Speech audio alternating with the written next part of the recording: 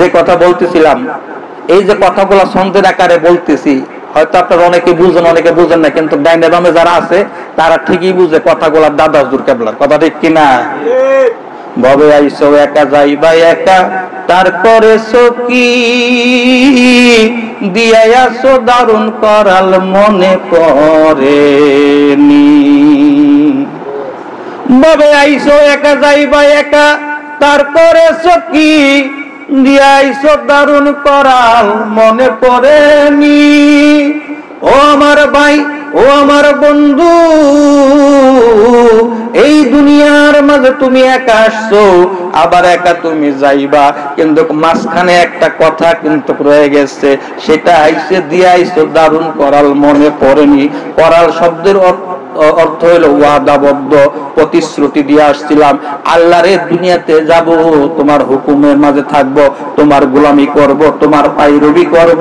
আজকে আমি আপনার দুনিয়ার মাঝে আইসা নহমার মাঝে পয়রা স্ত্রী পুত্র সন্তান আত্মীয় স্বজন বন্ধু বান্ধব পাড়া প্রতিবেশী তাদের জালে আটকাইয়া, যিনি আমার পরম স্রষ্টা, যিনি আমার পরম রব, যিনি আমার মালিক, যার কুদরতি হাতে আমার আপনার জীবন, সেই মহান মালিক রে ভুলে গেছি রে ভাই।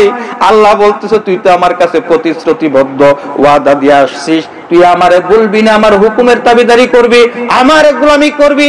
আজকে তুই আমার গোলামি না করে তুই মানুষের গোলামি করিস, মানুষের পায়রবি করিস। ওরে বান্দা, হাসরের ময়দানে তোমার সেই নেতা তোমাকে পার করতে পারবে না।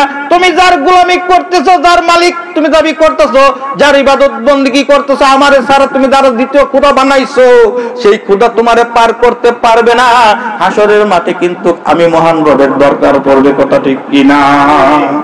তুমি দুনিয়াতে যাই আমারে ভুলা যাইবা, আমি বুঝতে পারছি, তাই তো আমি কি করছি, 1,24,000 পয়গম্বর ধাপে ধাপে স্টেপ বাই স্টেপ আমি 1,24,000 পয়গম্বর পাঠাইয়া দিলাম, পাঠাইয়া দিয়া বইলা দিলাম, ও নবীরা, ও আমার প্রতিনিধিত্ব যারা করতেছো, তোমরা মানুষের দ্বারে দ্বারে যে দাওয়াত পৌঁছাইয়া দাও, কালেমা লা ইলাহা ইল্লাল্লাহ, আদমে সফিউল্লাহ, কালেমা লা ইলাহা ইল্লাল্লাহ, ইব্রাহিম খলিলুল্লাহ, কালেমা লা ইলাহা ইল্লাল্লাহ, ইসমাইল জবিউল্লাহ, কালেমা লা ইলাহা ইল্লাল্লাহ, মুসা কারিমুল্লাহ, কালেমা লা ইলাহা ইল্লাল্লাহ, ঈসা রূহুল্লাহ, কালেমা লা ইলাহা ইল্লাল্লাহ, মুহাম্মাদুর রাসূলুল্লাহ সাল্লাল্লাহু আলাইহি ওয়াসাল্লাম।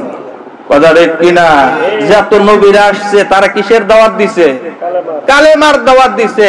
এক আল্লাহর ইবাদত করো, অগ্নি পূজা ছাড়ো, সূর্য পূজা ছাড়ো, মানুষের দেবদেবীর পূজা ছাড়ো, মূর্তি পূজা ছাড়ো, এক আল্লাহর ইবাদত করো, আল্লাহর সাথে কাউকে শরীক করবে না। কথা ঠিক কিনা?